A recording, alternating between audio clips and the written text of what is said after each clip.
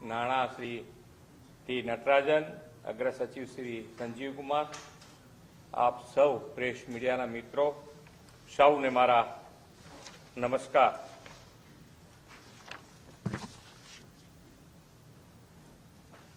વિશ્વ નેતા અને યશસ્વી વડાપ્રધાન શ્રી નરેન્દ્રભાઈ મોદીના નેતૃત્વમાં કેન્દ્રીય નાણામંત્રી શ્રીમતી નિર્મલા સીતારામનજીએ 9મી વખત બજેટ રજૂ કર્યું છે. ભારત આજે જ્યારે ત્રીજી આર્થિક મહાસત્તા બનવા તરફ ગતિ કરી રહ્યું છે, ત્યારે આ બજેટ વિકસિત અને આત્મનિર્ભર ભારતના લક્ષ્યને સિદ્ધ કરવા તરફ મહત્વનું કદમ છે. આદરણીય વડાપ્રધાનશ્રીએ રિફોર્મ, પરફોર્મ અને ટ્રાન્સફોર્મના કાર્ય મંત્ર અપનાવ્યો છે. તેમના નેતૃત્વમાં રિફોર્મ એક્સપ્રેસને આગળ ધપાવતું આ બજેટ છે. આ બજેટ દ્વારા શ્રી મોદી સાહેબે 2047 સુધીમાં વિકસિત ભારતના નિર્માણની મજબૂત પીઠિકા તૈયાર કરી છે. કર્તવ્ય ભવનમાં તૈયાર થયેલું આ પહેલું બજેટ તેની ખાસ એટલે 3 કર્તવ્ય પર ભાર મૂકવામાં આવ્યો છે. આ ત્રણેય કર્તવ્ય વિકસિત ભારત માટે વિકસિત ગુજરાતના આપણા પ્રયાસોને બળ આપશે. 10,000 કરોડ રૂપિયાની ફાળવણી સાથેના બાયોફાર્મા શક્તિ કાર્યક્રમ દ્વારા દેશને ગ્લોબલ બાયોફાર્મા મેન્યુફેક્ચરિંગ હબ બનાવવાનું લક્ષ્ય રાખવામાં આવ્યું છે. ગુજરાત ફાર્માસ્યુટિકલ ક્ષેત્રમાં દેશનું લીડર છે અને બાયોફાર્મા શક્તિ કાર્યક્રમથી આ સેક્ટરને બૂસ્ટ મળશે. ટેક્સટાઇલ ક્ષેત્રમાં પણ ગુજરાત અગ્રેસર રાજ્ય છે. આ બજેટમાં ટેક્સટાઇલ સેક્ટરને વધુ ઉત્તેજન આપવા જાહેર કરવામાં આવેલી 6 જેટલી યોજનાઓનો લાભ ટેક્સટાઇલ ક્ષેત્રને વેગ આપશે. રાજ્યમાં 42.9 લાખથી વધુ એમએસએમઈ અર્થતંત્રની બેકબોન છે. કેન્દ્ર સરકારના આ વર્ષના બજેટમાં ચેમ્પિયન એમએસએમઈના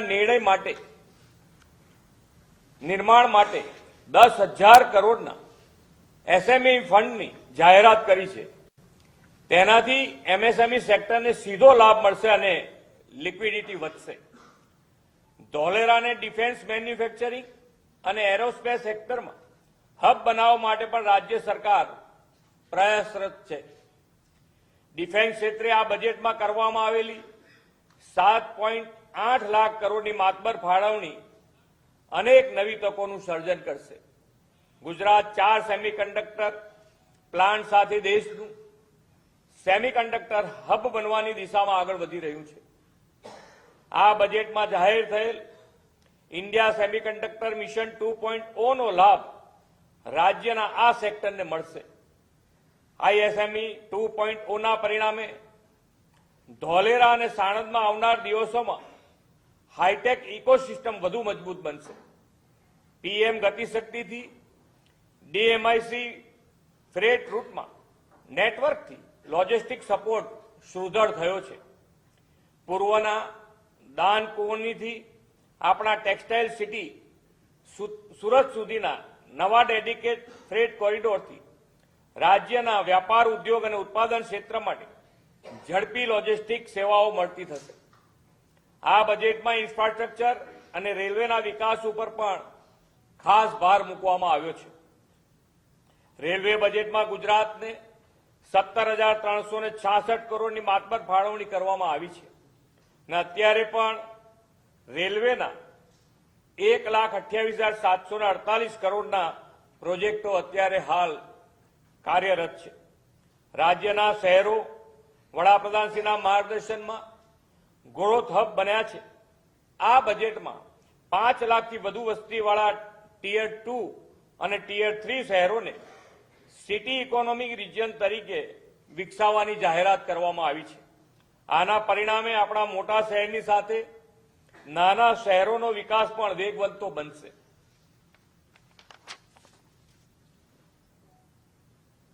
આ કેન્દ્રીય બજેટમાં મ્યુનિસિપાલિટી બોન્ડ માટે ખાસ પ્રોત્સાહન જાહેર કરવામાં આવ્યા છે. તેનો લાભ આપણી મ્યુનિસિપાલિટીઝને પણ મળશે. ગ્રામ્ય હસ્તક ઉદ્યોગો માટે આ બજેટમાં ખાદી, હાથશાળ અને હસ્તકલા અને વન ડિસ્ટ્રિક્ટ વન પ્રોડક્ટના વિઝનને મજબૂત બનાવવા માટે મહાત્મા ગાંધી ગ્રામ સ્વરાજ પહેલ જાહેર કરવામાં આવી છે. તેનાથી સ્થાનિક ઉત્પાદનો વૈશ્વિક બજાર સાથે જોડાશે અને બ્રાન્ડિંગમાં મદદ મળશે. વડાપ્રધાન શ્રીની વિઝનરી લીડરશીપમાં સ્થાપાયેલું ગિફ્ટ સિટી દેશનું ફિનટેક હબ બન્યું છે અને ઇન્ટરનેશનલ ફાઇનાન્શિયલ સર્વિસ ક્ષેત્રે વૈશ્વિક પ્રતિષ્ઠા ધરાવે છે. ગિફ્ટ સિટીમાં 10 વર્ષના ટેક્સ હોલિડેના બદલે હવે સળંગ 20 વર્ષના ટેક્સ હોલિડેના કારણે ઇન્વેસ્ટર્સ હવે વધુ ભરોસાથી અહીંયા ઇન્વેસ્ટ કરી શકશે અને રિન્યુઅલ વિના કંપનીઓનો તેનો લાભ પણ લઈ શકશે. વિકસિત ભારતની આવતીકાલે મજબૂત કરવા માટે બજેટમાં એઆઈ આધારિત ક્ષેત્રને મજબૂતી પર ખૂબ ભાર મૂકવામાં આવ્યો છે. 2047 સુધી ડેટા સેન્ટર સર્વિસ માટે ટેક્સ હોલિડે જાહેર કર્યો છે. તેનો સીધો લાભ ડેટા સેન્ટર્સને મળશે. બદલાતા સમયની સાથે યુવા તાલીમ લઈને કન્ટેન્ટ ક્રિએશનના ક્ષેત્રમાં આગળ વધે તે માટે ખાસ એનિમેશન, વિઝ્યુઅલ ઇફેક્ટ, ગેમિંગ અને કોમિક્સ સેક્ટરમાં 2030 સુધીમાં 20 લાખ પ્રોફેશનલ તૈયાર કરવાનું લક્ષ્ય રાખવામાં આવ્યું છે. આ માટે દેશમાં 15,000 જેટલી શાળાઓ અને 500 જેટલી કોલેજોમાં કન્ટેન્ટ ક્રિએટર લેબ સ્થાપવામાં આવશે. તેનો લાભ પણ યુવાનોને મળશે. કોમનવેલ્થની યજમાની કરવાનો આપણને અવસર મળ્યો છે. આ બજેટમાં જાહેર કરવામાં આવેલ ખેલો ઇન્ડિયા મિશનથી સ્પોર્ટ્સ સેક્ટરને વેગ મળશે. ગુજરાતના લોથલ, ધોળાવીરા સહિતના દેશના 15 પુરાતત્વ સ્થળોને જીવંત અનુભવી સાંસ્કૃતિક સ્થળો તરીકે વિકસાવવાની જાહેરાતથી વિકાસ બી વિરાસત બી સાકાર થશે.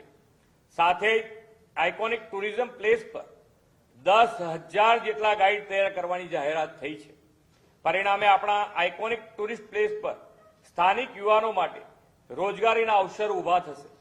વડાપ્રધાનશ્રીની પ્રેરણા અને WHOના સહયોગથી જામનગરમાં ગ્લોબલ ટ્રેડિશનલ મેડિસિન સેન્ટર કાર્યરત છે. તેને અપગ્રેડ કરવાની જાહેરાતથી પરંપરાગત ઔષધિઓના સંશોધનોનો વ્યાપ વિશ્વભરમાં વધશે. આ કર્તવ્ય દ્વારા ગ્રામીણ ક્ષેત્રે, કૃષિ ક્ષેત્રે સશક્ત કરવાની નેમ છે.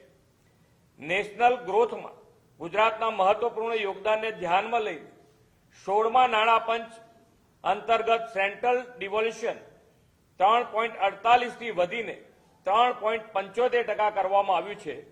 તેના કારણે ગ્રામીણ ઇન્ફ્રાસ્ટ્રક્ચરને વેગ મળશે. સાથે જ કૃષિમાં એઆઈના ઉપયોગના પ્રોત્સાહનથી ખેડૂતો ટેકનોલોજીથી જોડાઈને આધુનિક બનશે. આદરણીય વડાપ્રધાનશ્રીના નેતૃત્વમાં સૌના સાથ, સૌના વિકાસના મંત્ર સાકાર કરીને આ બજેટ સર્વગ્રાહી વિકાસ અને કલ્યાણથી વિકસિત ભારતનું નિર્માણ કરશે. આ વિકાસલક્ષી બજેટના લાભ મેળવીને ડબલ એન્જિન સરકારની ડબલ સ્પીડથી વિકસિત ભારત માટે ગુજરાત લીડ લેશે. Thank you.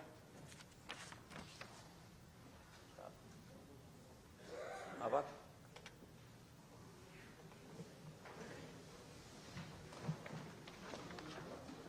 નિવેદન આપ્યું છે. તેમણે કહ્યું છે કે આ બજેટ ટેક્સટાઇલ ઉદ્યોગ હોય, કન્ટેન્ટ ક્રિએટર્સ હોય, તમામ માટે નવી આશા અપેક્ષાઓ લઈને આવનારું આ બજેટ છે. દેશનો જે રીતે વિકાસ થઈ રહ્યો છે, વિકસિત ભારતને આગળ લઈ જતું આ બજેટ હોવાની વાત સીએમ ભૂપેન્દ્ર પટેલે કરી છે.